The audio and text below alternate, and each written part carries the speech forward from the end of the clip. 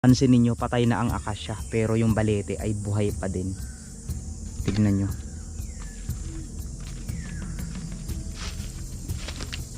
Grabe. May mga nagsisigawang bata.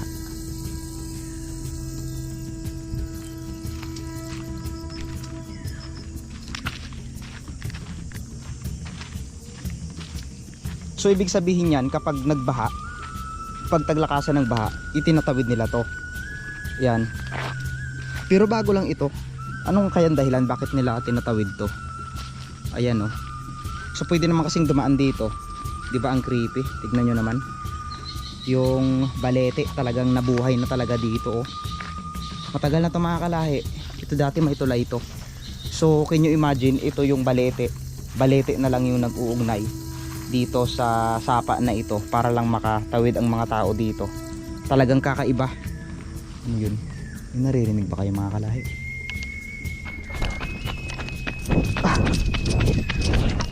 Oh! Pakiramdam ko may mga tumitingin sa akin. May mga isda. Ayun oh, may mga isda mga kalahi. Sa mga naghahanap ng bulaklak ng kawayan, muli, hindi lang bulaklak ang nasaksihan natin mga kalahi. So sa mga naghahanap po ng bulaklak ng kawayan, hindi lang bulaklak, kung hindi pati bunga niya na rin. Ayan oh.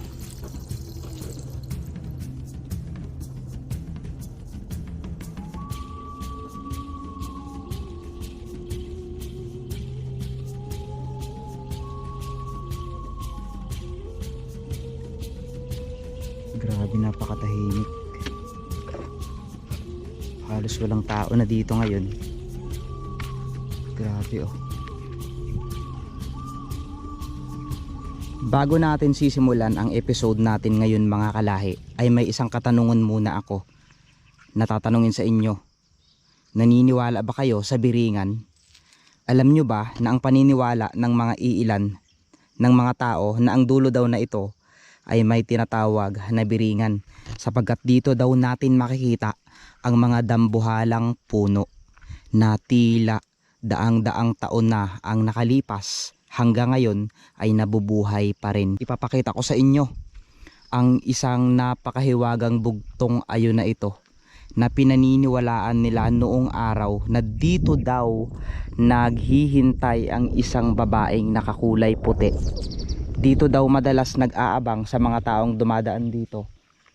Bagamat noong araw daw ay hindi ang kalsada, ay mayroon daw ditong maliit na daanan na kung saan etong bugtong ayo lang ang nag-uugnay doon sa daanan na yun. Sapagkat noong araw ay may paniniwala sila na kapag hindi mo daw nadaanan itong bugtong ayo na ito, ay maliligaw ka daw. Sapagkat etong lugar na ito ay napakadaming kwento at mga misteryo na kahit yung mga tao dito ay hindi nila may paliwanag. So ngayon mga kalahi, bago tayo dumako sa episode natin na ginawa sa Antique at Iloilo, dito na natin tatapusin yung mga episode natin sa Iloilo, ay hayaan ko munang ipasyal kayo sa dulo ng lugar na ito na tinatawag nila na biringan. So dito nga natin makikita yung mga dambuhalang puno. So kung excited na kayo, mas excited na akong ipakita sa inyo yung kakaibang senaryo na dito nyo lang makikita. So muli, ako nga pala si Mr. Kalahi, at tara samahan nyo ako sa aking mga kwento, sa mga kwentong bayan na ibabahagi ko sa inyo. Bagamat may mga taong hindi naniniwala sa mga kwentong bayan, ay hayaan na lang natin sila, sapagkat wala naman talaga silang alam tungkol sa history ng ating bayan. So kung sa Biblia nga, 'di ba? Hindi natin sila nakita pero nabasa natin, pinaniwalaan natin. What if sa mga kwento pa kaya ng mga matatandang nabuhay noong araw at nakasaksi sa mga pangyayari, 'di ba? So tara, samahan niyo ako mga kalahi.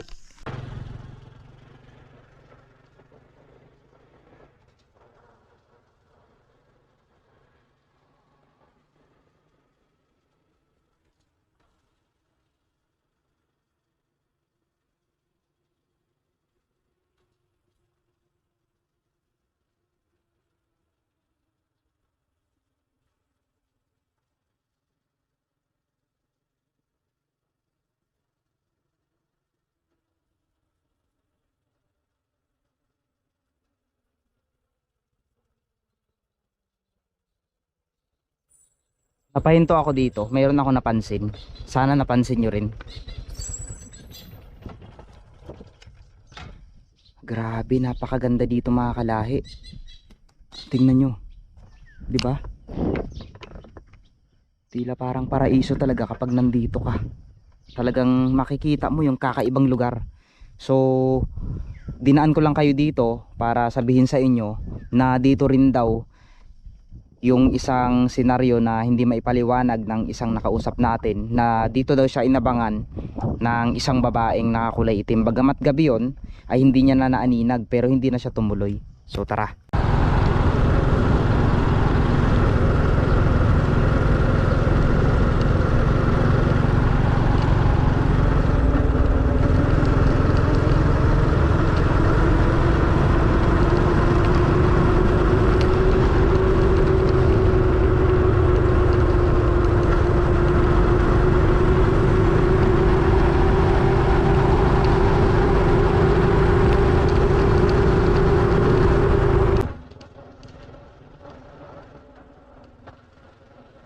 Ayan mga kalahi, nararamdaman na natin dito sa dulo na to ay talagang napakalamig.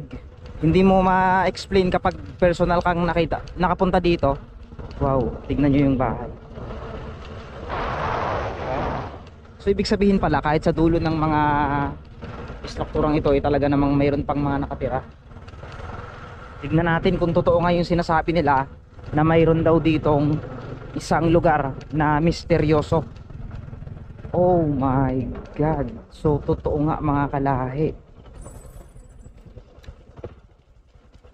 Grabe oh. Kinilabutan ako. Wow. So ibig sabihin totoo nga yung sinasabi nila mga kalahi, na sa dulo daw nito ay makikita natin ang, ayan oh. Grabe. So tignan muna natin tong dulo na to. Anong tawag dito sa mga halaman na to? Kulay violet. Kulay violet yung kanyang bulaklak. Grabe, nag-iingay yung mga ibon mga kalahi.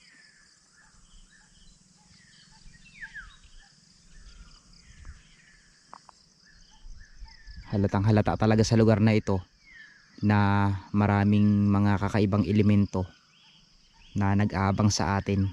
Pero ngayon nga ay saksihan natin at puntahan natin ang mga dambuhalang kahoy na dito daw natin makikita. Papasok na tayo. So ito na yung sinasabi ko sa inyo na mga malalaking puno na hindi ko alam bakit napaka hiwaga talaga ng lugar na ito. At talagang sabi nila, aray, kinakatakutan daw talaga nila ito. Wow, tignan nyo naman, diba?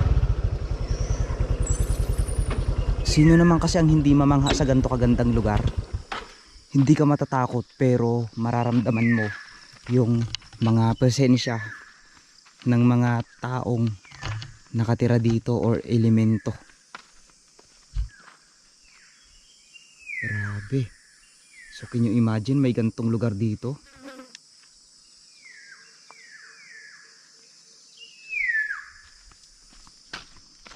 Medyo mayroong mga sumisit sa atin.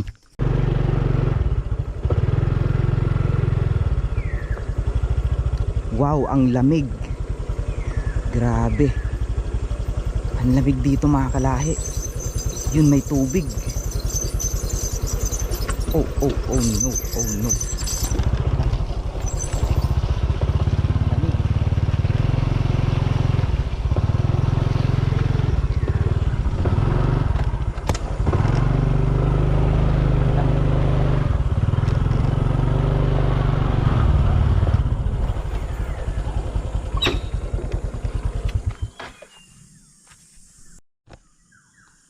Eto na yung sinasabi nila at pinaniniwala ang dulo daw ng Biringan, sapagkat kung makikita nyo ang mga malalaking puno na ito, eto yung pinaniniwalaan nila na dito daw nakatira ang mga elemento at mga engkanto na nagbabantay dito noong araw.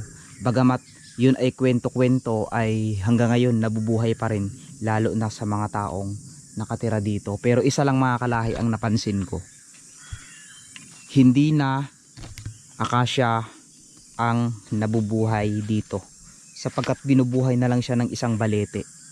Pansin ninyo, patay na ang akasya pero yung balete ay buhay pa din. Tignan nyo.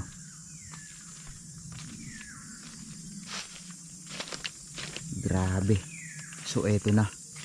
Tignan nyo mga kalahi, patay na yung akasya. Ilang taon ang cycle kaya ng akasya bago siya mamatay? Paki-comment naman mga kalahi, gusto kong malaman. At syempre ito, nandito tayo sa isang kagubatan na talagang kakaiba. Kinikilabutan ako. Ano yun? May mga nagsisigawang bata.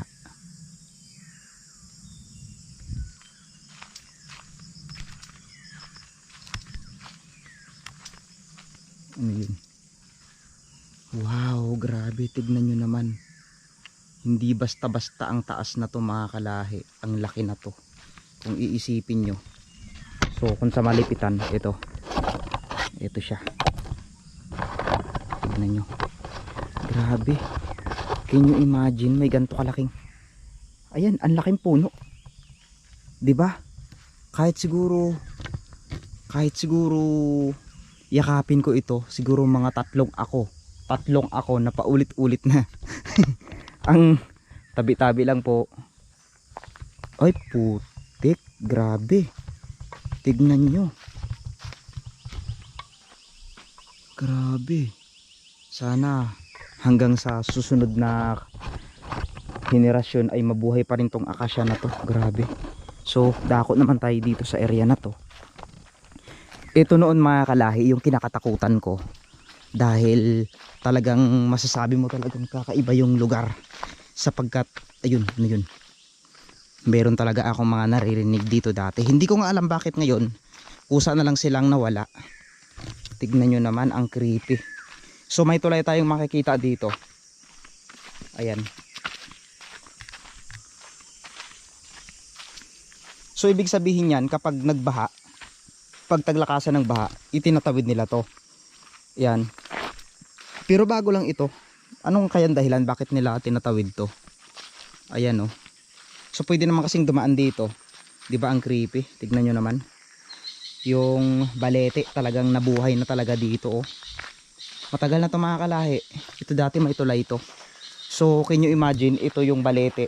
Balete na lang yung nag-uugnay dito sa sapa na ito para lang makatawid ang mga tao dito. Talagang kakaiba. Ano yun? May naririnig ba kayo mga kalahi?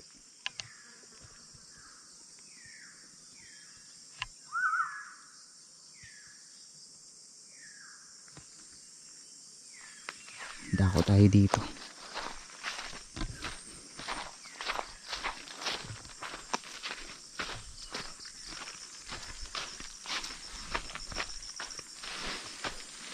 Tabi-tabi lang po. Panigurado, maraming mga engkanto ang mga nag-aabang at nakikita tayo ngayong araw na to. Wow, ang creepy. Grabe mga kalahi, tignan nyo. Ang creepy ng lugar. Ayan oh. Pakiramdam ko may mga tumitingin sa akin. May mga isda. Ayun oh, may mga isda mga kalahi.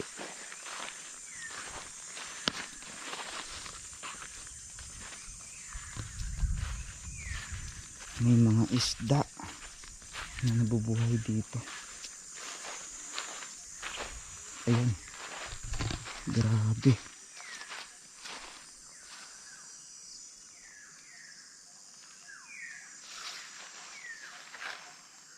Ang lalaking puno. Dito talaga sila namuhay. At kung mapapansin nyo yung mga puno, talagang grabe.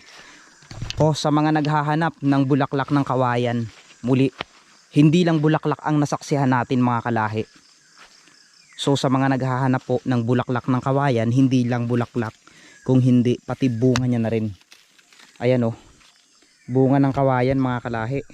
Comment nyo naman kung ano, shout out sa mga naghihingi ng bulaklak ng kawayan. Eto na po, ayan oh, bulaklak ng kawayan. So dito sa amin napakarami niyan, pero madalang yung makita. Sa mga liblib lang talaga na lugar ito makikita. So ayan, bulaklak ng kawayan. Ito yung dahon niya oh, para may pakita ko sa inyo. Ayan, di ba? So iwan muna natin yan kasi wala tayong pamalit.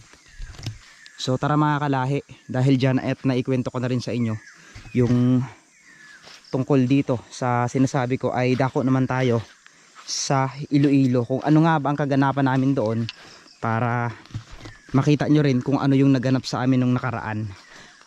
So ready na ba kayo?